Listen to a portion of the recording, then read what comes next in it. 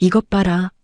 우리 아들 피 빨아먹는 모기년이 여기서 엄마한테 장어구이를 먹이고 있네.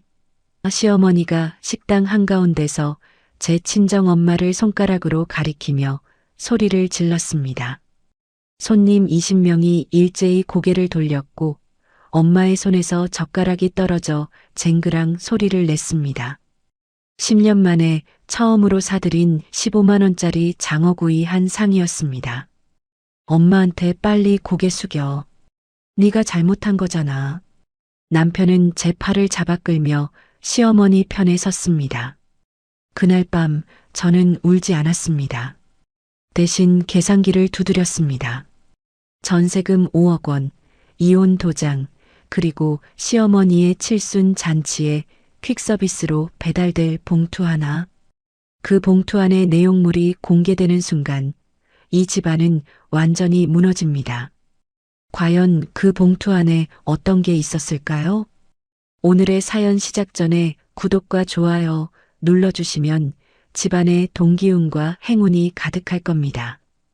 토요일 오전 10시 사다리차의 굵은 팔이 4층 베란다 창문을 향해 느릿느릿 올라가는 소리가 아파트 단지 전체에 울려 퍼졌습니다. 저는 거실 한가운데 서서 이삿짐 센터 인부 3명이 제 화장대와 옷장을 밧줄로 묶어 사다리차 위에 올려놓는 모습을 가만히 지켜봤습니다. 인부 아저씨가 이거 무거운데 조심하셔야겠다며 땀을 닦았고 저는 고개만 끄덕였습니다. 그 화장대는 10년 전 제가 학습지 지국장으로 첫 달 월급을 받고 직접 고른 거였습니다. 여러분, 5억 원이라는 돈이 어떻게 만들어졌는지 아십니까? 저는 매일 아침 7시에 지국 사무실 문을 열었습니다. 밤 10시까지 학부모 상담 전화를 돌리고 방문교사 40명의 스케줄을 짜고 실적이 안 나오는 달에는 제가 직접 아파트 단지를 돌며 전단지를 뿌렸습니다. 한 달 수입이 많을 때 450만 원, 적을 때 280만 원, 그걸 10년 동안 한 푼도 안 쓰고 모은 게 아닙니다. 친정아버지가 돌아가시면서 남긴 유산 1억 2천만 원에 제 피 같은 월급을 한 달도 빠짐없이 보태서 간신히 채운 돈이 이 아파트 전세금 5억 원이었습니다. 근데 시어머니 이말자 여사는 그 돈을 자기 비자금이라고 생각했습니다. 매달 동네 금은방에서 순금 반지갯돈 50만 원을 부었습니다. 백화점에서 30만 원짜리 스카프를 사면서 제 카드를 내밀었습니다. 제가 카드 내역을 보고 어머니, 이번 달은 좀 줄여주셔야 할 것 같습니다 하면 이말자 여사는 콧방귀를 뀌며 이렇게 말했습니다. 며느리가 시어머니 품위 유지비 좀 내는 게 그렇게 아까워? 내 친정이 그렇게 가르쳤어? 남편 박재우는 어땠냐고요? 월급 300만 원을 받으면 그중 150만 원을 꼬박꼬박 시어머니 통장에 넣었습니다. 나머지 150만 원으로 살림을 하느냐? 그것도 아닙니다. 아파트 대출 이자 매달 87만 원, 관리비 23만 원, 공과금, 식비, 이 모든 게 전부 제 어깨 위에 쌓였습니다. 여러분, 저는 아내가 아니라 이 집안의 실질적 가장이었습니다. 사람이 이렇게까지 해도 되나 싶었지만 그래도 참았습니다. 식구니까 가족이니까. 그런데 일주일 전 제 인내심이 완전히 끊어졌습니다. 10년 만에 처음으로 친정엄마를 모시고 장어구이 식당에 갔습니다. 메뉴판에서 2인 장어구이 세트 15만 원을 가리키며 엄마, 오늘은 내가 쏠게 하고 웃었습니다. 친정엄마는 숟가락을 들다 말고 눈물을 글썽이며 말했습니다. 지훈아, 엄마 이거 안 먹어도 돼. 비싼 거 시키지 말고 네가 먹어. 엄마 10년 동안 한 번도 못 모셨잖아. 오늘은 그냥 맛있게 드세요. 장어가 숯불 위에서 기름을 뿜으며 노릇하게 익어가는 냄새가 코끝을 간지렸습니다. 엄마가 장어 한 점을 깻잎에 올려 제 앞에 놓아주는데 식당 문이 벌컥 열렸습니다.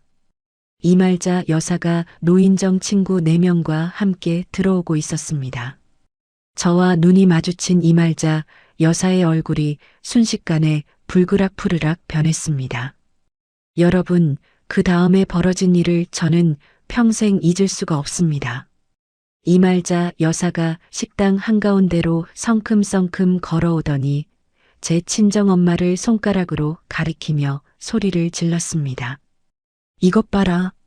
우리 아들 피 빨아먹는 모기년이 여기서 엄마한테 장어구이를 먹이고 있네. 시어머니는 굶어 죽어도 친정엄마 장어구이는 사는 거야. 이 못된 것이. 식당 안에 있던 손님 20여 명이 전부 고개를 돌렸습니다. 친정엄마의 손에서 젓가락이 떨어져 쟁그랑 소리를 냈습니다. 엄마는 고개를 푹 숙이고 입술을 꽉 깨물었습니다. 저는 의자에서 벌떡 일어났습니다. 어머니, 여기서 이러시면 안 됩니다. 저희 어머니한테 왜 그러세요? 뭐, 네가 나한테 대들어? 남의 집 아들 돈 빼먹고 친정에 갖다 바치는 년이.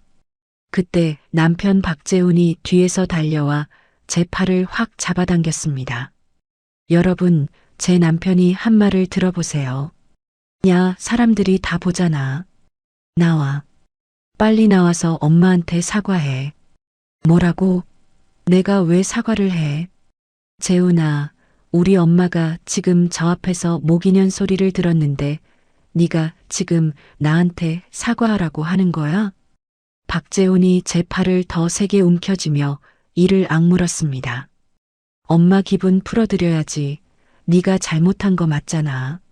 시어머니 몰래 친정엄마 데리고 나온 네가 잘못이야. 제 친정엄마는 자리에서 일어나 고개를 숙인 채 식당 문을 나갔습니다. 저는 엄마의 등을 봤습니다. 꼬부라진 등이 문틈 사이로 사라지는 그 3초가 10년보다 길었습니다. 그날 밤 저는 결심했습니다. 그리고 어제 금요일 오전 10시에 은행 창구에 앉아 집주인한테서 5억 원을 제 단독 계좌로 송금받았습니다. 오후 2시에 구청 민원실에서 협의 이혼 이사 확인 신청서를 발급받고 제 이름 옆에 붉은 인감도장을 찍었습니다. 도장을 누르는 순간 손끝으로 전해지는 종이의 빳빳한 감촉이 아직도 생생합니다. 지금 텅 빈 아파트 현관에서 집주인 대리인에게 마지막 열쇠를 건넸습니다. 차가운 금속이 손바닥을 떠나가는 느낌이 10년이라는 시간을 통째로 내려놓는 무게였습니다. 오늘은 시어머니의 칠순 잔치이자 시동생의 한의원 개원 잔치가 열리는 날입니다. 저는 현관문을 닫고 엘리베이터 버튼을 눌렀습니다.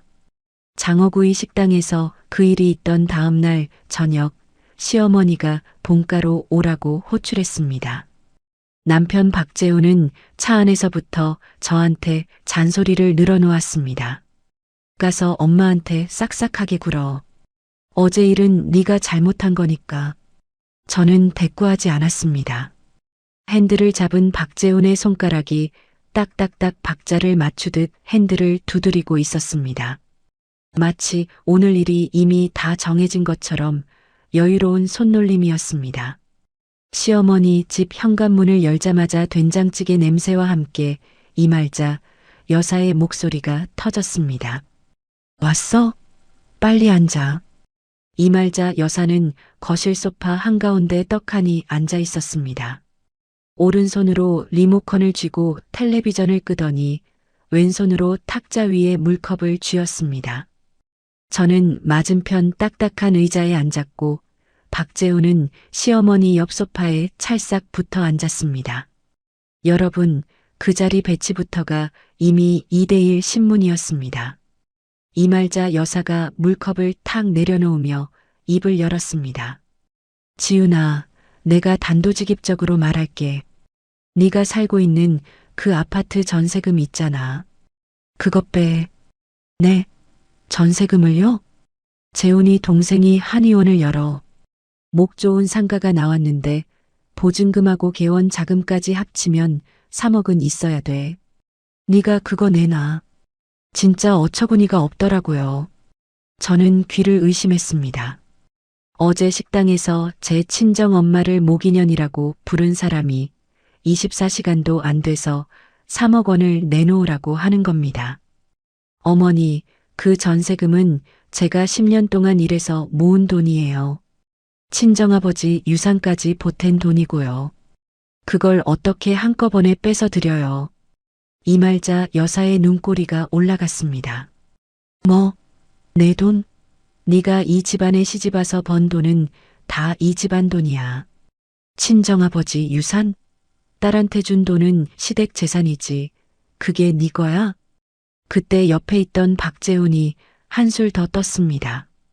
소파 등받이에 팔을 걸치며 다리까지 꼬는 여유로운 자세로 입을 열었습니다.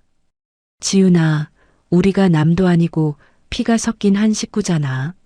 내 돈을 왜 따져? 그런 거 따지는 거 자체가 진짜 정 떨어지는 짓이야. 재훈아, 5억 원에서 3억을 빼면 2억이야. 2억으로 서울에서 어디 가서 살아? 당분간 좀 작은 빌라로 가면 되지. 동생이 성공하면 그게 결국 우리 가족 전체가 잘 되는 길이야.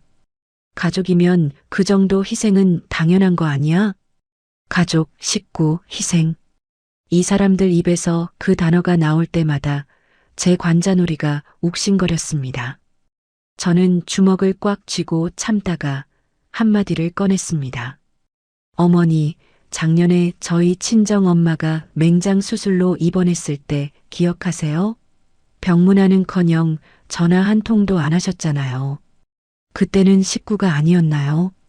순간 이 말자 여사의 얼굴이 시뻘겋게 달아올랐습니다. 여사가 탁자 위에 물컵을 번쩍 집어들더니 제 발밑을 향해 내리꽂듯 던졌습니다. 물이 튀어 제 바짓단을 적셨고 컵이 바닥에 부딪혀 둔탁한 소리를 냈습니다. 2년이 말됐구야. 출가 외인이 친정에 돈 쓰는 건 도둑질이야. 며느리가 시댁에 돈 바치는 건 당연한 도리고. 네 친정엄마 병원비 내가 왜 걱정해. 남의 집 일이잖아. 여러분 들으셨습니까? 제 친정엄마는 남의 집 사람이고 시동생 한의원 개원 비용은 제가 내야 하는 겁니다. 식구라는 단어가 이렇게 편리하게 쓰이는 집은 처음 봤습니다. 그날 이후 3일 동안 지옥이 이어졌습니다. 박재훈은 매일 밤 제가 이불을 덮고 눈을 감으려 하면 옆에 드러누워 입을 열었습니다. 지훈아, 자는 거야? 나 진짜 요즘 힘들다. 엄마가 매일 전화해서 우는 거 알지? 내 이기심 때문에 우리 식구들이 다 고통받고 있어. 첫째 날 밤에 그랬고 둘째 날 밤에도 같은 말을 했습니다. 셋째 날 밤에는 새벽 2시까지 같은 얘기를 반복했습니다. 제가 눈을 감으면 어깨를 흔들었고 제가 등을 돌리면 이불을 잡아당겼습니다. 사람이 어떻게 이럴 수 있나요? 셋째 날 오후에는 시동생까지 우리 집으로 찾아왔습니다. 현관에서 구두를 벗으며 능글능글한 웃음을 띠고 들어온 시동생이 식탁에 앉더니 손가락으로 탁자를 톡톡 두드리며 말했습니다. 형수님, 저게 원만하면 형수님 보약 평생 공짜로 지어드릴게요. 녹용에 산삼에 좋은 거 다 넣어서요.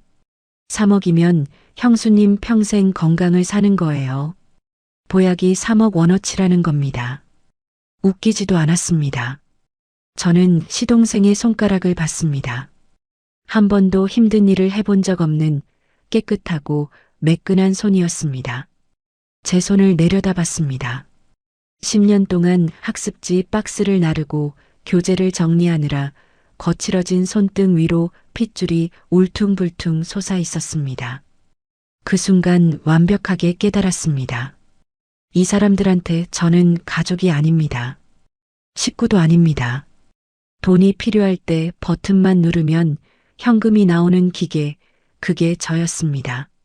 식구라는 단어는 그 기계의 버튼을 누르기 위한 비밀번호에 불과했습니다. 저는 시동생이 돌아간 뒤 안방 문을 닫고 불을 껐습니다. 어둠 속에서 천장을 올려다보며 숨을 깊이 들이마셨습니다. 이제 울지 않겠다고 다짐했습니다. 감정으로 대응하면 지는 겁니다. 저는 머릿속에서 계산기를 두드리기 시작했습니다. 시동생이 다녀간 다음 날 아침, 저는 새벽 5시에 눈을 떴습니다.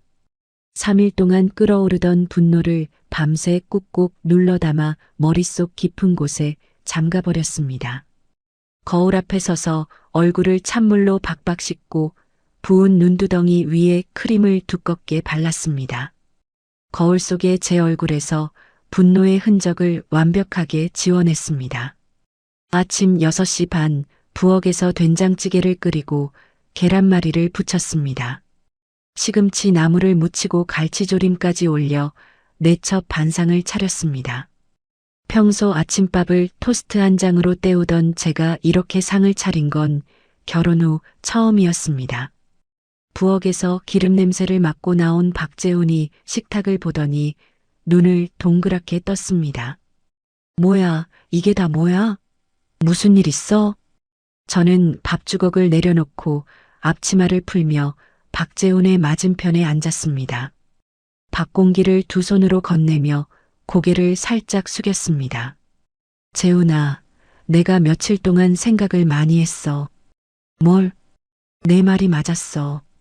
내가 이기적이었어.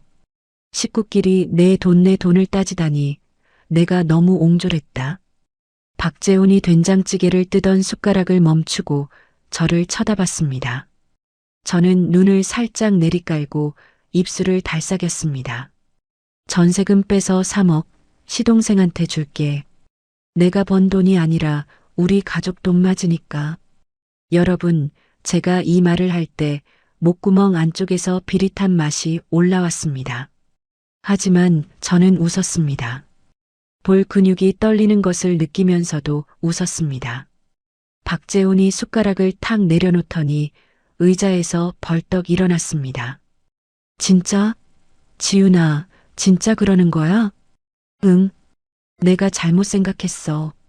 박재훈의 입꼬리가 귀까지 올라갔습니다. 박재훈은 저를 한번 안아주거나 고맙다는 말을 하는 대신 주머니에서 휴대전화를 꺼내 시어머니에게 바로 전화를 걸었습니다. 제 앞에서 밥상머리에서 숟가락도 안 놓고요. 엄마, 나야. 됐어. 내가 결국 해냈어. 지훈이 설득했어. 전세금에서 3억 빼준대. 전화기 너머로 이말자 여사의 목소리가 새어나왔습니다. 정말이야? 아이고, 내 아들. 역시 재훈이가 말을 잘해. 그 고집불통을 어떻게 꺾었어? 박재훈이 신이 나서 부엌을 왔다 갔다 하며 통화를 이어갔습니다.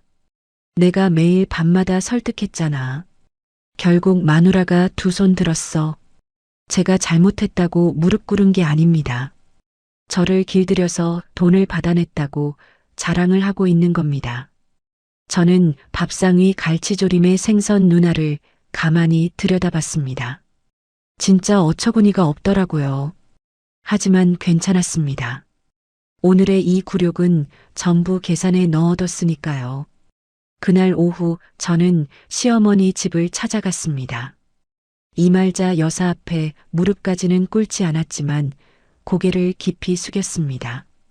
어머니, 제가 며칠간 생각이 짧았습니다. 죄송합니다. 이제야 사람이 됐네. 어머니 칠순 잔치하고 시동생 개원식이 같은 날이잖아요. 그날 하객분들 앞에서 상가 가계약서하고 3억 원 이체 확인증을 직접 전달하겠습니다. 어머니 체면도 세워드리고 싶어요. 이말자 여사의 눈이 반짝 빛났습니다. 주름진 입가에 미소가 번지더니 여사가 소파에서 일어나 제 손을 덥석 잡았습니다. 며칠 전에 제 발밑에 물컵을 던진 바로 그 손이었습니다. 그래. 그렇게 하면 손님들 보는 앞에서 얼마나 폼이 나겠어. 우리 며느리가 원래 착하지. 내가 알아. 다음 날부터 이말자 여사는 완전히 달라졌습니다. 저를 동네 시장에 끌고 다니며 반찬 가게 사장님한테, 세탁소 아주머니한테 만나는 사람마다 붙잡고 말했습니다. 우리 며느리가 병원 차려준대. 한의원. 우리 작은아들이 드디어 개원하는데 며느리가 돈을 대주는 거야. 미용실에서 머리를 하면서도 거울 너머로 미용사한테 같은 자랑을 했습니다. 여러분, 제 돈으로 제 체면을 세우는 게 아니라 시어머니 체면을 세워주는 돈이었습니다. 저는 미용실 거울 속에 비친 이말자 여사의 들뜬 얼굴을 바라보며 입꼬리를 올렸습니다.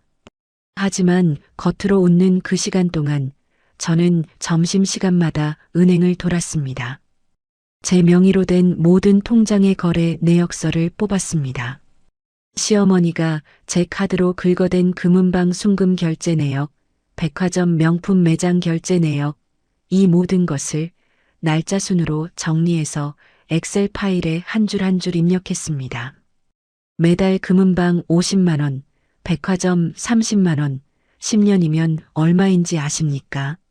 금은방만 6천만 원, 백화점 결제 3,600만 원, 합치면 거의 1억 원에 가까운 돈을 이말자 여사가 제 카드로 써온 겁니다. 그러던 어느 날 저녁 남편의 서재를 정리하다가 책상 서랍 안쪽에서 빳빳한 종이 한 장이 손끝에 걸렸습니다.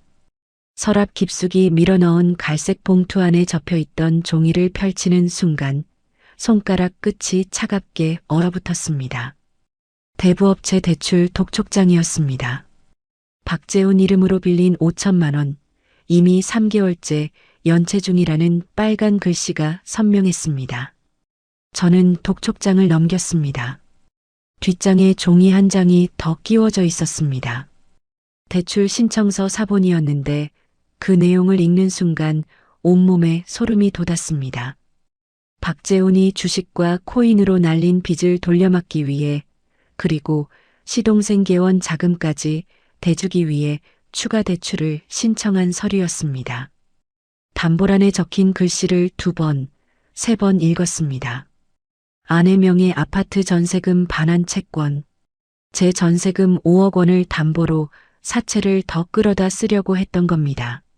제가 모르는 사이에 제가 10년 동안 피를 말려 모은 돈을 남편이 도박빚 갚는데 갖다 바치려 했던 겁니다. 여러분, 제 마음이 어땠겠습니까? 등줄기를 타고 찬 땀이 흘러내렸고 서류를 쥔 손이 부르르 떨렸습니다. 지금 당장 거실로 나가 이게 뭐냐고 서류를 내던지고 싶었습니다. 하지만 이를 악물고 참았습니다. 여기서 감정이 터지면 전부 물거품이 되는 겁니다. 저는 서류를 휴대전화 카메라로 찍고 원본을 정확히 같은 위치에 도로 밀어 넣었습니다. 서랍을 닫는 손이 아직도 떨리고 있었지만 머릿속은 오히려 얼음장처럼 맑아졌습니다. 박재훈의 추가 대출이 실행되기 전에 전세금을 빼내야 합니다. 혼자서는 안 됩니다.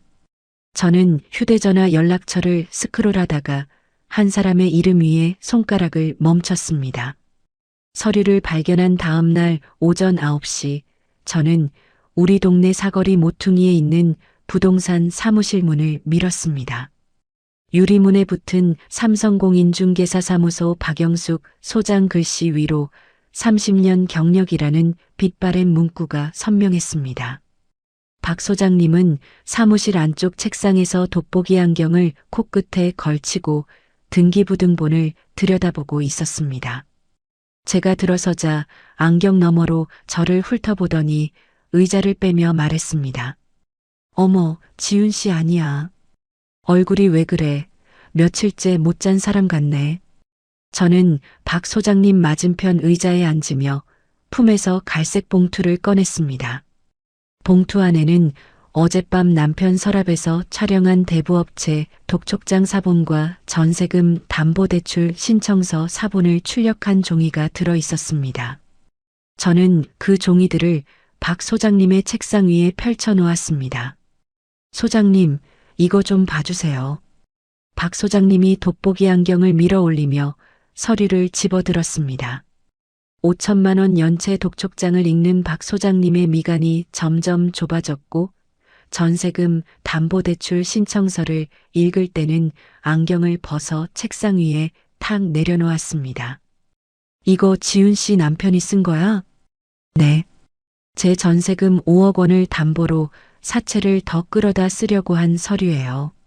제가 어제 서랍에서 발견했습니다. 세상에.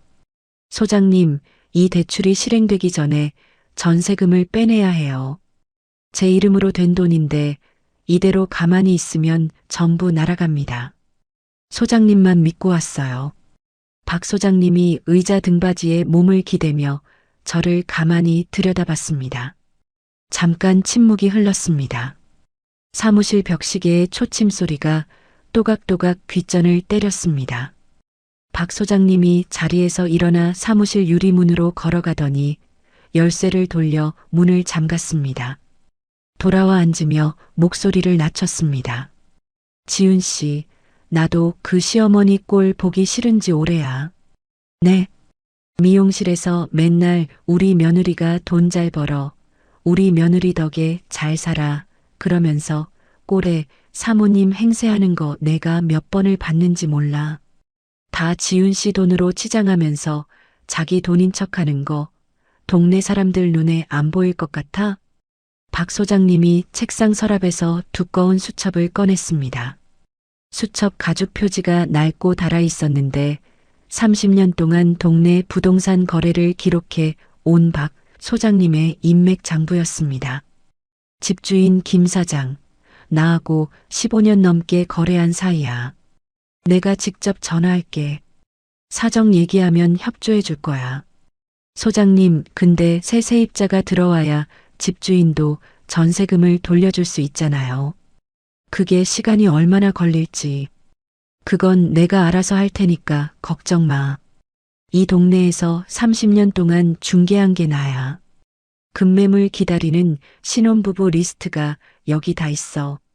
박 소장님이 수첩을 톡톡 두드리며 말했습니다.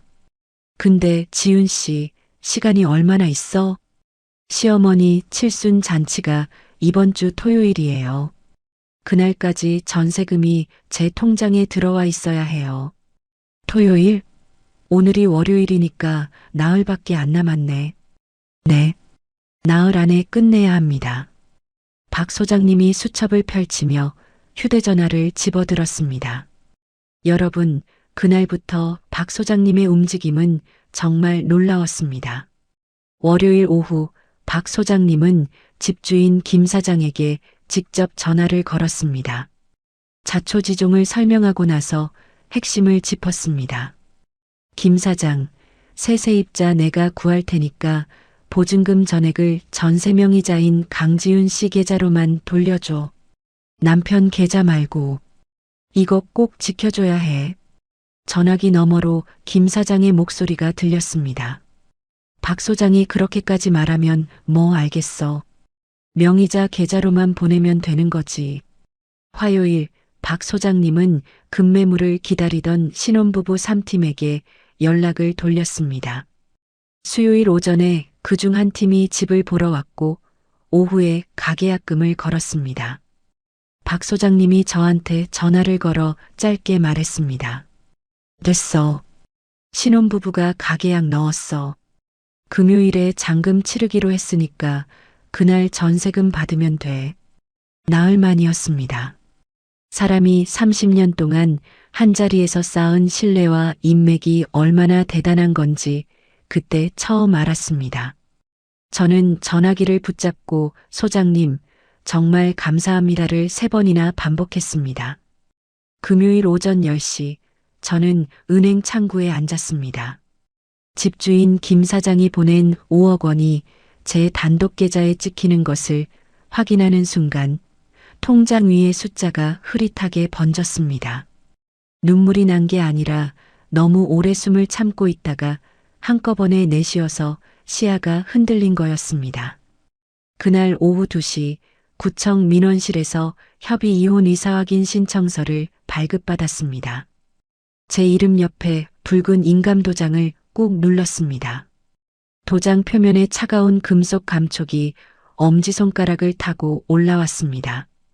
금요일 저녁 남편이 회사에서 돌아오기 전에 움직여야 했습니다.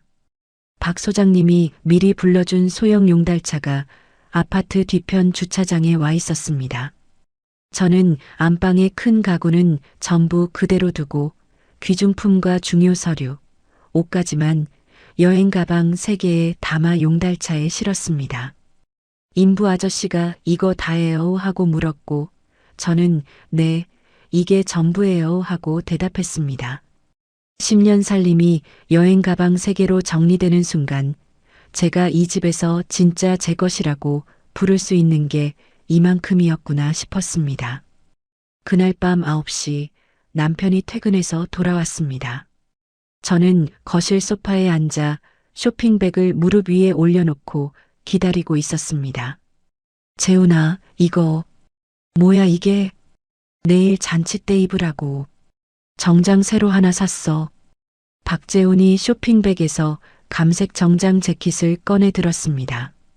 옷걸이에 건 재킷을 이리저리 살피던 박재훈의 얼굴에 만족스러운 웃음이 번졌습니다.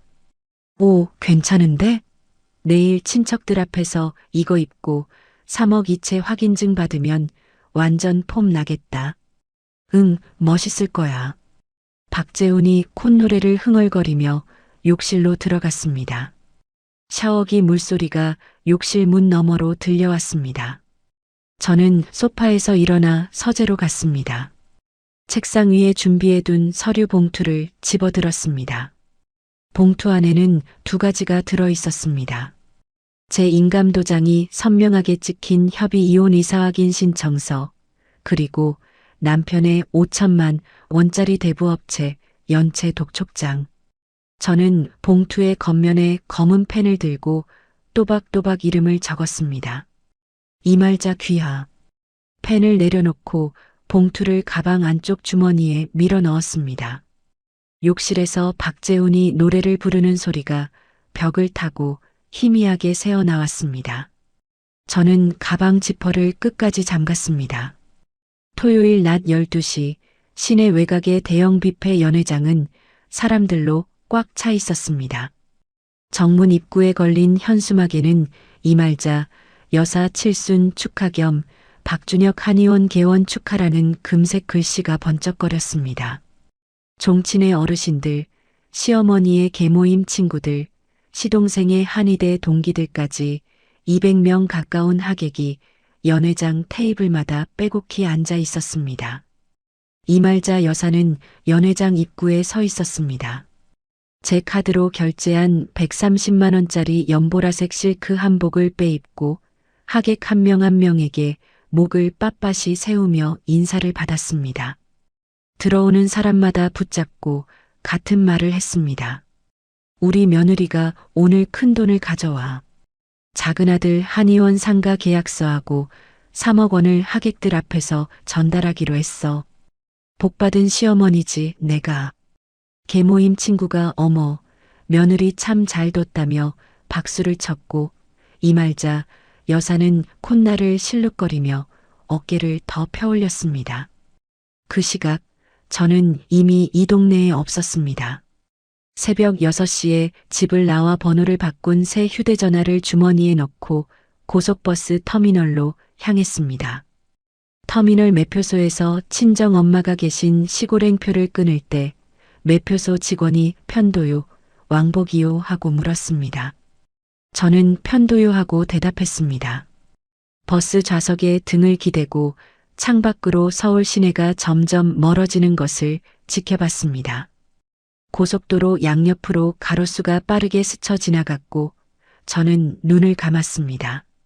연회장에서는 오후 1시가 되자 잔치가 본격적으로 시작됐습니다. 사회자가 마이크를 잡고 무대 위에서 목청을 가다듬었습니다. 자, 오늘의 주인공이신 이말자 여사님의 칠순을 축하드리며 이 자리를 더욱 빛내주실 자랑스러운 며느리 강지윤님을 무대 위로 모시겠습니다. 연회장이 조용해졌습니다. 하객들이 고개를 돌려 입구 쪽을 바라봤습니다. 아무도 들어오지 않았습니다. 사회자가 다시 한번 마이크에 입을 가져다 댔습니다. 강지윤님, 무대 위로 올라와 주세요. 3초, 5초, 10초. 연회장 안에 기침 소리만 간간히 들렸습니다. 이말자 여사의 얼굴에서 미소가 서서히 사라졌습니다. 박재훈이 연회장 구석에서 휴대전화를 꺼내 제 번호를 눌렀습니다. 전화기에서 흘러나온 것은 이 번호는 현재 사용되지 않는 번호입니다라는 기계음뿐이었습니다. 박재훈의 이마에 땀방울이 송골송골 맺혔습니다.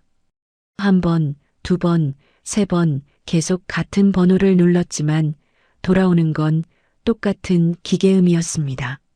하객들이 웅성거리기 시작했습니다. 테이블 여기저기서 며느리가 왜 안 와? 무슨 일 있나 하는 속삭임이 퍼져나갔습니다. 이말자 여사가 입술을 깨물며 박재훈에게 다가갔습니다. 재훈아, 지훈이 어딨어? 왜 전화가 안 돼? 모르겠어, 엄마. 전화번호가 바뀐 것 같아. 뭐? 번호가 바뀌다니 그게 무슨 소리야? 바로 그때 연회장 정문이 벌컥 열렸습니다. 헬멧을 쓴 퀵서비스 기사가 커다란 갈색 서류 봉투를 한 손에 들고 성큼성큼 안으로 걸어 들어왔습니다.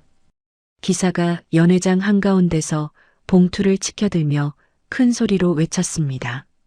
이말자 여사님, 특별 축의금 서류 배달 왔습니다. 여러분, 그 순간 이말자 여사의 얼굴에 어떤 표정이 떠올랐는지 아십니까? 안도와 환희가 뒤섞인 표정이었습니다. 며느리가 직접 못 오는 대신 서류를 보냈구나.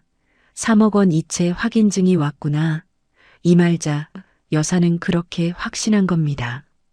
이말자 여사가 퀵서비스 기사에게서 봉투를 낚아챘습니다.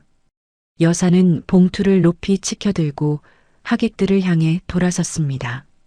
입꼬리가 귀 밑까지 올라간 채 득이양양한 목소리로 말했습니다. 봐라 왔어. 우리 며느리가 보낸 거야. 여기 다 들어있어. 종친의 큰어르신이 바로 옆 테이블에 앉아 있었습니다. 이말자 여사가 봉투 입구를 뜯고 안에 손을 넣어 서류를 꺼냈습니다. 첫 번째 종이가 나왔습니다. 이말자 여사의 손가락이 멈췄습니다. 여사의 눈동자가 종이 위에 빨간 글씨를 따라 움직이다가 딱 멈추었습니다. 두 번째 종이가 나왔습니다. 붉은 인감도장이 선명하게 찍힌 종이었습니다. 이말자 여사의 입이 반쯤 벌어졌고 봉투를 쥔 손이 부들부들 떨리기 시작했습니다. 바로 옆에 서 있던 종친의 큰어르신이 이말자 여사의 손에서 서류를 가져갔습니다. 큰어르신은 노안경 너머로 종이를 찬찬히 읽더니 굵은 목소리로 입을 열었습니다. 이게 뭐야? 대부업체 대출 독촉장 아니야? 박재훈이 5천만 원을 사채업자한테 빌려서 3개월째 연체 중이라고 써있네. 연회장이 쥐 죽은 듯 조용해졌습니다. 큰어르신이 두 번째 종이를 들어 올렸습니다. 이건 또 뭐야? 협의 이혼 이사 확인 신청서? 며느리가 이혼 도장을 찍었어? 200명의 하객이 동시에 숨을 들이마시는 소리가 들렸습니다. 테이블마다 술잔을 내려놓고 젓가락을 멈추고 모든 시선이 이말자 여사에게 쏠렸습니다. 계모임 친구가 입을 손으로 막으며 옆 사람에게 속삭였습니다. 아들이 사채꾼이래. 며느리가 이혼 도장 찍고 도망갔대. 그 속삭임이 테이블에서 테이블로, 사람에서 사람으로 번져나갔습니다.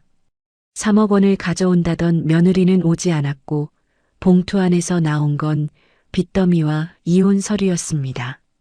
방금 전까지 복받은 시어머니라고 어깨를 펴던 이말자 여사의 체면이 200명 앞에서 산산조각이 났습니다. 이말자 여사의 얼굴이 백지장처럼 하얗게 질렸습니다. 입술이 파르르 떨렸고 목에서 가느다란 신음이 새어나왔습니다.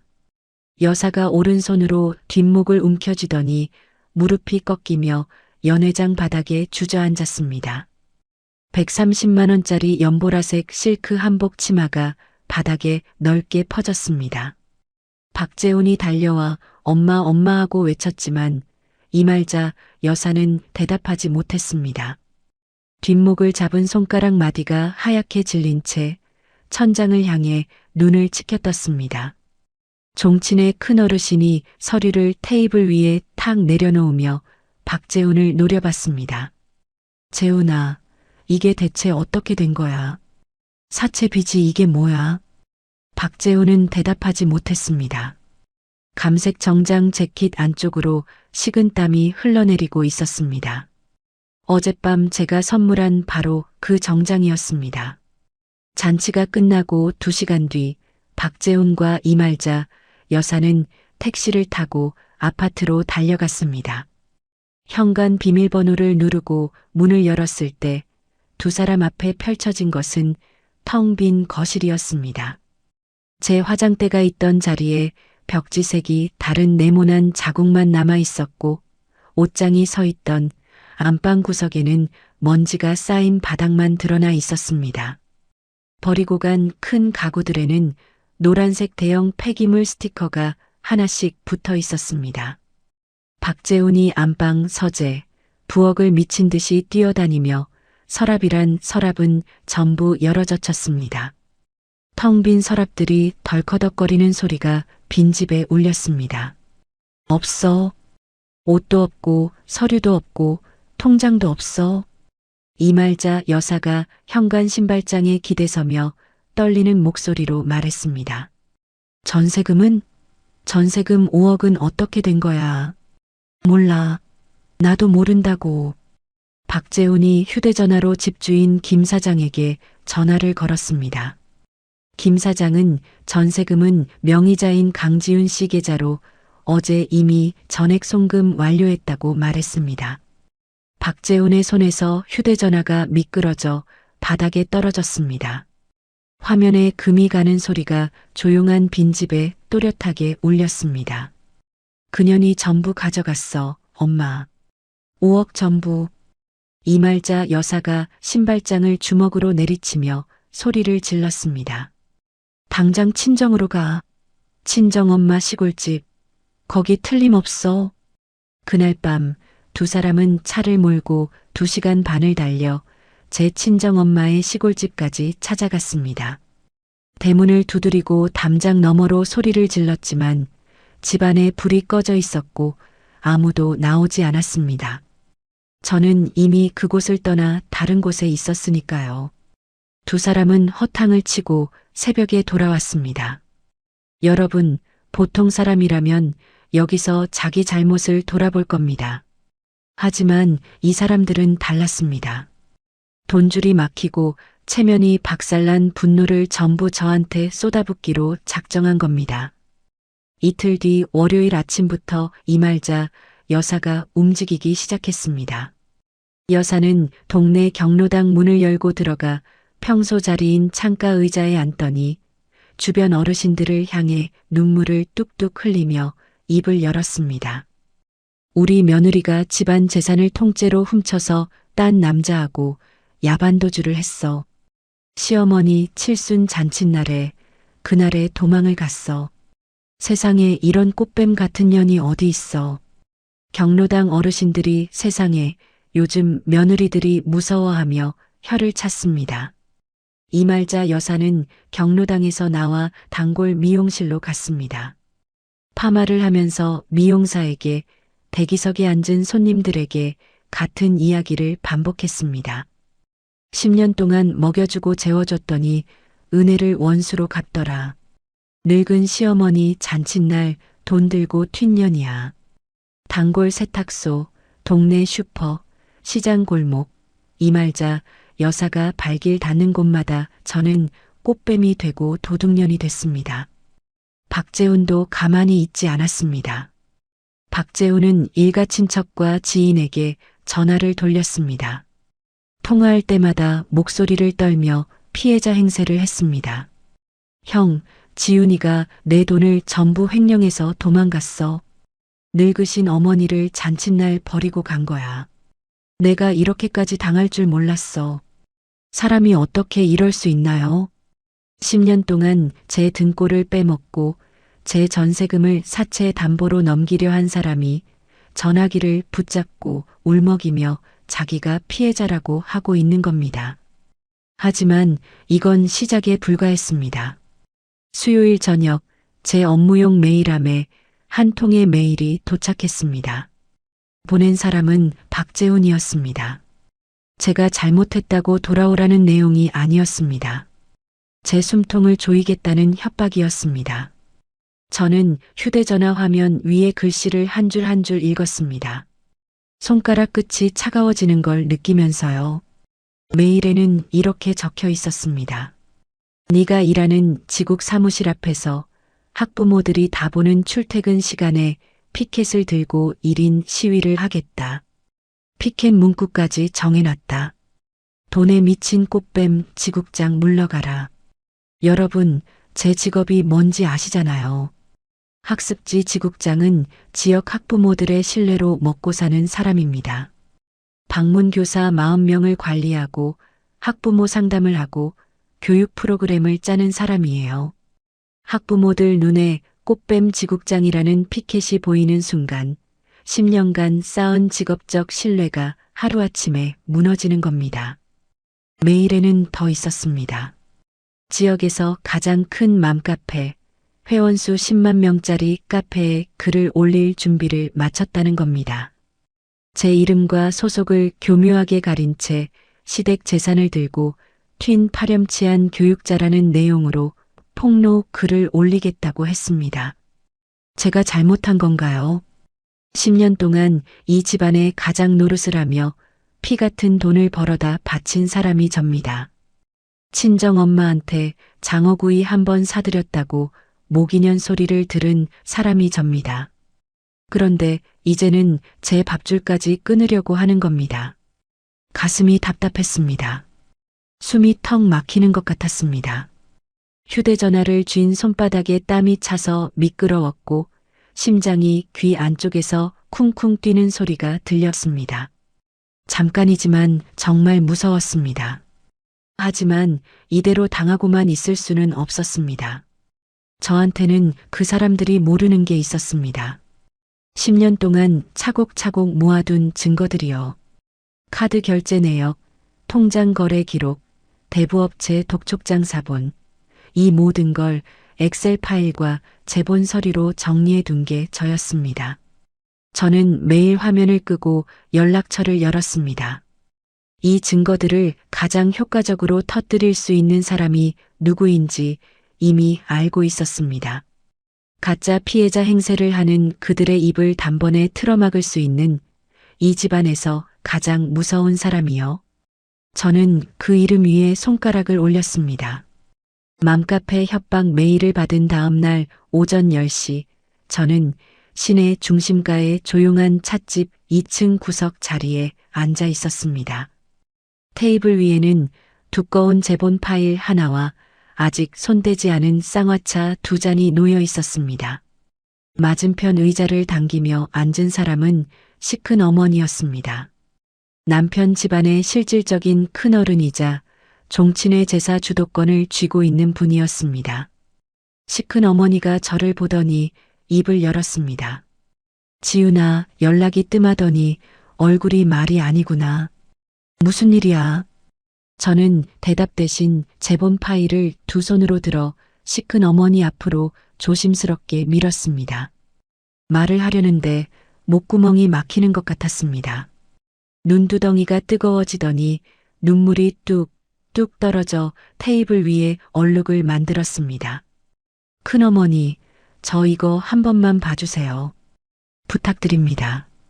시큰 어머니가 파일 표지를 넘겼습니다. 첫 페이지에는 박재훈의 카드 결제 내역이 날짜 순으로 정리되어 있었습니다. 2016년 3월 유흥업소 42만 원, 2017년 8월 유흥업소 67만 원, 2019년 11월 유흥업소 38만 원, 10년치 내역이 빼곡하게 3장을 채우고 있었습니다. 시큰 어머니의 손가락이 내역을 한 줄 한 줄 짚어 내려갔습니다. 다음 페이지를 넘기자 통장 거래 기록이 나왔습니다. 불법 도박 사이트로 송금한 내역이 형광펜으로 표시되어 있었고 금액 옆에 제가 빨간 볼펜으로 합계를 적어뒀습니다. 도박 사이트 송금 합계 3,800만 원. 시큰 어머니의 미간 주름이 점점 깊어졌습니다. 그 다음 페이지에는 대부업체 5천만 원 연체 독촉장 원본 사본이 있었습니다. 이미 3개월째 연체 중이라는 빨간 도장이 찍혀 있었습니다. 큰어머니, 다음 장도 봐주세요. 시큰 어머니가 페이지를 넘겼습니다. 이말자 여사의 카드 결제 내역이 나왔습니다. 동네 금은방 순금 반지 갯돈 매달 50만 원, 백화점 명품 매장 스카프 32만 원, 핸드백 89만 원, 구두 45만 원. 날짜와 금액이 줄줄이 이어졌고 맨 아래에 10년 합계 금액을 적어놨습니다. 9,640만 원. 그 옆 페이지에 제가 친정엄마에게 쓴 돈의 전체 내역을 붙여놨습니다. 장어구이 식당 15만 원, 딱 한 장이었습니다. 시큰 어머니가 고개를 들어 저를 봤습니다. 저는 눈물을 손등으로 훔치며 말했습니다. 큰어머니, 시어머니가 종친회 모임 때마다 큰어머니 앞에서 자랑하셨던 거 아시잖아요. 순금 반지, 명품 가방, 그거 전부 시어머니 돈이 아닙니다. 제 월급에서 나간 돈이에요. 한 달에 80만 원씩 10년 동안요. 찻잔을 들고 있던 시큰 어머니의 손이 멈췄습니다. 여러분, 시큰 어머니가 왜 이렇게 반응했는지 제가 설명을 드려야 합니다. 이말자 여사는 종친회 모임 때마다 시큰 어머니 앞에서 새 금반지를 손가락에 끼고 흔들며 자랑을 했습니다. 명품 가방을 테이블 위에 올려놓고 큰언니, 이거 백화점에서 새로 나온 건데 하며 은근히 시큰 어머니를 깔봤습니다. 나는 돈 많은 며느리를 뒀으니 팔자가 좋다는 무언의 과시를 해온 겁니다. 시큰 어머니는 그때마다 아무 말 없이 참았지만 속으로는 동서의 그 태도가 눈엣 가시였습니다. 그런데 그 화려한 금반지와 명품 가방이 전부 며느리 등골을 빼먹은 돈이었다는 걸 두 눈으로 확인한 겁니다. 자기 앞에서 거들먹거리던 이말자의 재력이 전부 거짓이었다는 사실을요. 시큰 어머니가 찻잔을 테이블 위에 3개 내려놓았습니다. 찬물이 출렁여서 받침 접시 위로 넘쳤습니다. 이말자가 이런 년이었어? 시큰 어머니의 목소리가 낮게 깔렸습니다. 주름진 눈 밑으로 핏줄이 선명하게 드러났습니다. 며느리 피 빨아먹으면서 내 앞에서 사모님 행세를 하고 다녔단 말이야? 아들은 사채에 도박에 이걸 숨기고 잔칫날 며느리 돈 3억을 뜯어먹으려고 했어? 큰어머니, 그뿐만이 아닙니다. 시어머니하고 재훈 씨가 지금 동네방네 돌아다니면서 제가 꽃뱀이라고 소문을 퍼뜨리고 있어요. 제 직장 앞에서 시위를 하겠다고 협박 메일까지 보냈습니다. 저는 휴대전화를 꺼내 박재훈이 보낸 협박 메일 화면을 시큰 어머니 앞에 내밀었습니다. 시큰 어머니가 화면을 읽었습니다. 돋보기 안경을 쓰지 않은 채 휴대전화를 멀찍이 들고 천천히 읽었습니다. 읽는 동안 시큰 어머니의 입술이 파르르 떨렸습니다. 이 파렴치한 것들이. 시큰 어머니가 의자에서 벌떡 일어났습니다. 가방에서 본인 휴대전화를 꺼내더니 화면을 몇 번 두드렸습니다. 지훈아, 이 파일 나한테 줄 수 있어? 네, 큰어머니. 사본을 따로 준비해 왔습니다. 저는 가방에서 똑같이 제본한 파일을 하나 더 꺼내 시큰 어머니에게 건넸습니다. 시큰 어머니가 파일을 받아들고 찻집 계단을 성큼성큼 내려갔습니다. 저는 창문 너머로 시큰 어머니의 뒷모습을 지켜봤습니다. 길 건너편에서 시큰 어머니가 휴대전화를 귀에 대고 빠른 걸음으로 걸어가는 모습이 보였습니다. 30분 뒤 종친회 단체 채팅방이 폭발했습니다. 시큰 어머니가 이말자 여사의 금은방 결제 내역, 백화점 명품 결제 내역, 박재훈의 유흥업소 카드 내역, 도박 사이트 송금 기록, 대부업체, 연체, 독촉장 사진을 한 장 한 장 올리기 시작한 겁니다. 10명이 넘는 종친의 어른들이 보는 채팅방에 증거 사진이 줄줄이 도배됐습니다. 시큰 어머니가 채팅방에 글을 올렸습니다. 이말자가 내 앞에서 사모님 행세하며 자랑하던 금반지, 명품 가방이 전부 며느리 월급으로 산 거였다. 아들은 도박에 사채 빚이 5천만 원이고 며느리 전세금까지 담보로 넘기려고 했다.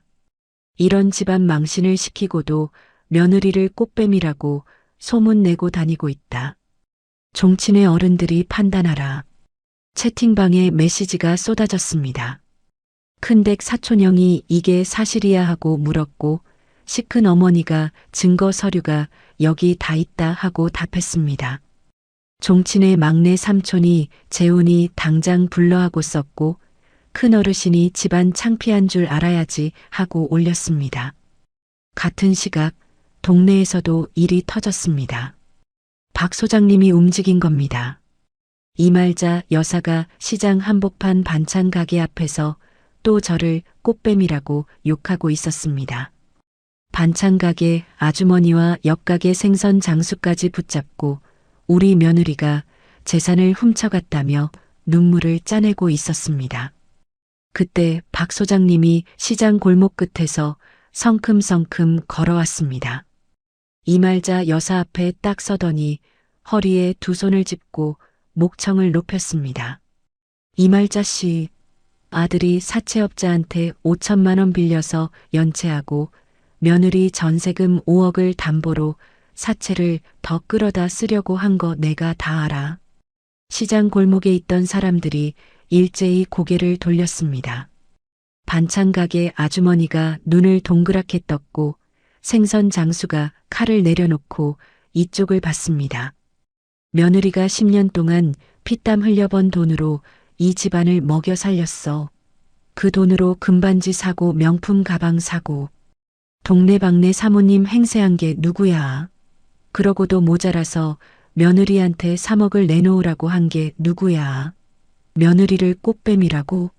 어디서 노인네가 거짓말이야. 이말자 여사의 얼굴이 시뻘겋게 달아올랐습니다. 입을 벌렸다 닫았다를 반복했지만 한마디도 나오지 않았습니다. 시장 사람들의 시선이 이말자 여사에게 쏠렸고 아까까지 혀를 차며 동조하던 반찬 가게 아주머니가 슬금슬금 뒤로 물러났습니다. 종친의 채팅방 폭로와 시장 한복판의 진실 폭로가 같은 날 오전에 동시에 터졌습니다. 이말자 여사가 일주일 동안 공들여 쌓아 올린 거짓 여론이 반나절 만에 완전히 뒤집어졌습니다. 저녁이 되자 종친의 큰어르신이 박재훈에게 직접 전화를 걸었습니다. 큰어르신의 목소리는 낮고 단단했습니다. 재훈아, 네가 며느리 직장 앞에서 시위를 한다고? 맘카페에 글을 올린다고? 네가 지금 집안 망신을 더 시킬 셈이야? 당장 그딴 짓 접어. 종친회에서 가만 안 둔다. 박재훈은 전화를 끊고 아무것도 하지 못했습니다. 학부모들 앞에서 피켓을 드는 것도, 맘카페에 폭로 글을 올리는 것도 종친의 어르신들의 불호령 앞에서 전부 무산됐습니다. 그날 밤 저는 친정엄마 집 마루에 앉아 마당 너머 어두운 하늘을 올려다봤습니다. 휴대전화 화면에 종친의 채팅방 캡처 사진이 떠 있었습니다. 박 소장님이 보내준 것이었습니다. 채팅방에 올라온 메시지들을 천천히 읽었습니다. 손가락 끝에 힘이 풀리면서 휴대전화를 무릎 위에 내려놓았습니다. 마루 위로 밤바람이 불어와 목덜미를 스쳤습니다. 차갑지 않았습니다. 모든 진실이 밝혀진 뒤 일주일 동안 시댁 식구들의 삶은 빠른 속도로 무너져 내렸습니다. 제가 매달 내던 아파트 대출 이자 87만 원이 끊겼습니다. 생활비가 끊겼습니다. 카드 결제가 끊겼습니다. 10년 동안 제가 혼자 떠받치고 있던 돈줄이 한꺼번에 말라붙자 숨어있던 빚들이 수면 위로 떠올랐습니다.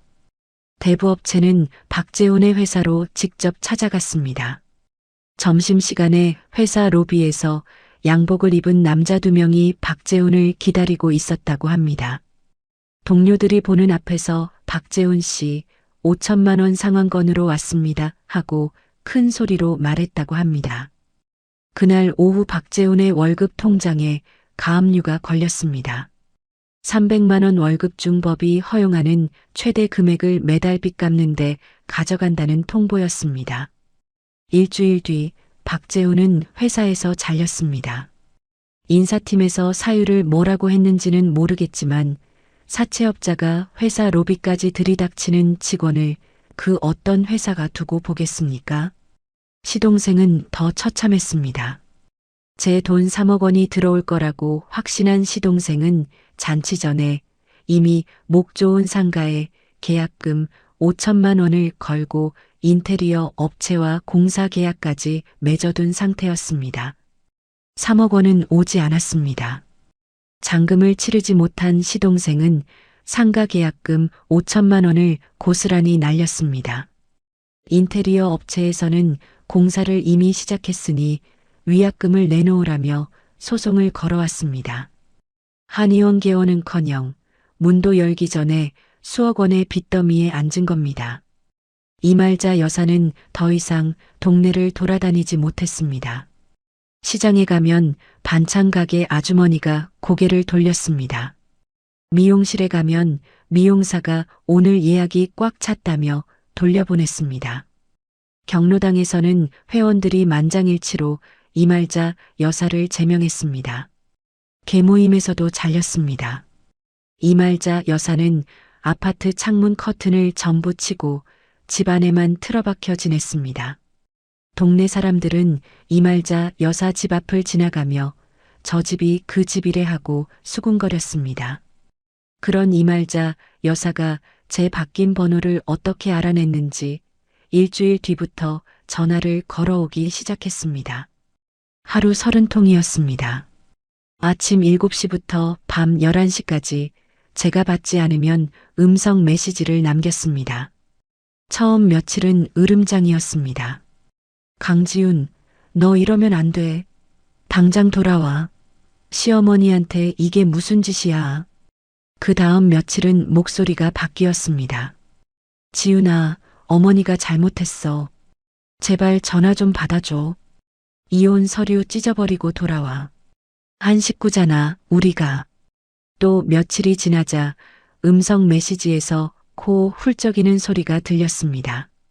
지훈아, 재훈이가 회사에서 잘렸어. 대출 이자를 못 내면 집이 넘어가. 어머니 평생 살던 집이야. 제발 대출 이자만이라도 갚아줘. 한 번만 도와줘. 여러분, 제 마음이 어땠겠습니까? 시원하냐고요? 솔직히 말씀드리겠습니다. 시원하지 않았습니다. 10년을 함께 산 사람들이 무너지는 걸 보는 게 통쾌하기만 할 리가 없잖아요. 하지만 저는 음성 메시지를 끝까지 듣고 나서 휴대전화를 조용히 내려놓았습니다. 전화를 걸지 않았습니다. 그 사람들한테 다시 휘둘리는 순간 저는 또다시 현금 기계가 되는 겁니다. 저는 이말자 여사의 연락을 철저히 무시하고 유능한 변호사를 찾아갔습니다. 잔칫날 퀵서비스로 보냈던 협의 이혼 의사 확인 신청서는 시작에 불과했습니다. 저는 변호사에게 10년 동안 모아둔 모든 증거를 넘겼습니다. 남편의 유흥업소 결제 내역, 도박 사이트 송금 기록, 사채, 연체 서류, 시어머니의 사치 결제 내역, 그리고 제 직장을 협박한 메일 원본까지. 변호사가 서류를 훑어보더니 고개를 들며 말했습니다. 강지훈 씨, 이 정도면 남편 쪽 잘못이 너무 분명합니다. 협의 이혼 말고 재판으로 가시죠. 위자료도 청구하고 재산도 확실하게 지킵시다. 소송이 시작됐습니다. 제가 10년 동안 악착같이 정리해둔 증거들이 법정에서 힘을 발휘했습니다. 박재훈 쪽 변호사는 뚜렷하게 반박할 자료가 없었습니다. 재판은 빠르게 진행됐고 결과가 나왔습니다. 이혼이 확정됐습니다. 법원은 박재훈의 잘못을 인정해 수천만 원의 위자료를 제게 지급하라는 판결을 내렸습니다.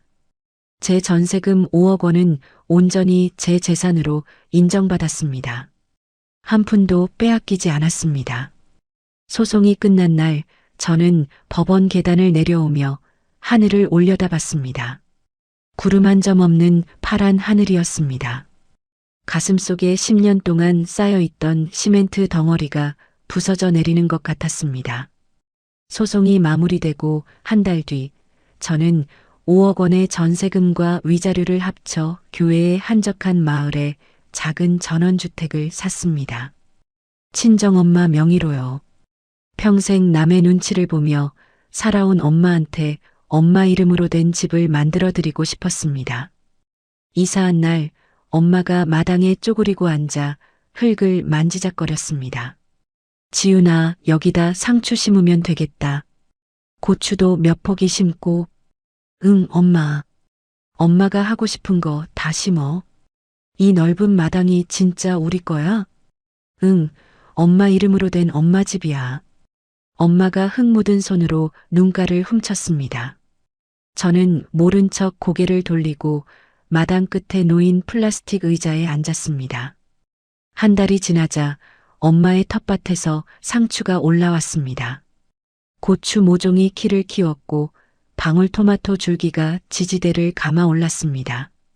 토요일 오후 저는 마당 의자에 앉아 얼음이 동동 뜬 아이스 커피를 마시며 엄마가 호미로 풀을 뽑는 뒷모습을 바라봤습니다. 따뜻한 햇살이 어깨 위로 내려앉았습니다. 바람이 불어와 텃밭의 상추 잎사귀를 살랑살랑 흔들었습니다.